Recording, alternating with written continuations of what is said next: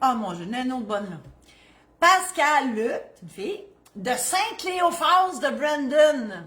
Cléophas, ça vient des bretelles, ça, c'est sûr. Une pipe, des bretelles. Fernand Gignac. La poune.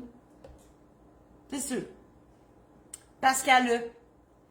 Mon conjoint et deux de ses amis ont l'intention d'acquérir un édifice commercial. Est-ce que cette acquisition doit faire partie de notre patrimoine familial?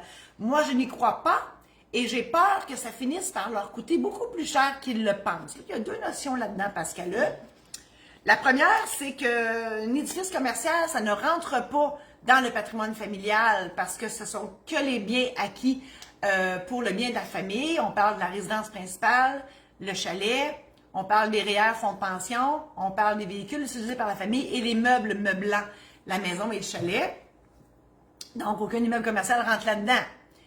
Par contre, là, je comprends que la notion de patrimoine familial, vous avez peur de vous faire saisir les biens dans la maison. Là. Je viens d'allumer, là.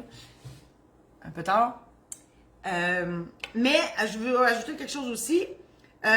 Par contre, l'édifice commercial, il va rentrer dans les acquets. Si vous vous êtes marié en société d'acquets, il va rentrer dans les acquets.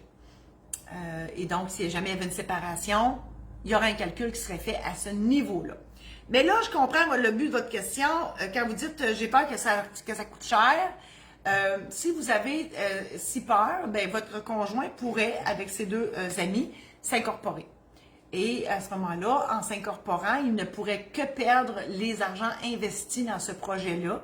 Par contre, il faut faire attention parce que s'ils empruntent pour acheter l'immeuble, l'institution financière va exiger des cautionnements personnels de chacun des actionnaires. Et là, on vient au point de départ parce que s'il y avait une faillite de cette compagnie-là, ben, l'institution financière se retournerait contre les actionnaires. On viendrait au point de départ et il pourrait venir saisir vos biens personnels, mais ça serait les biens personnels de votre mari. Mais on comprend qu'une maison, ça se divise mal physiquement.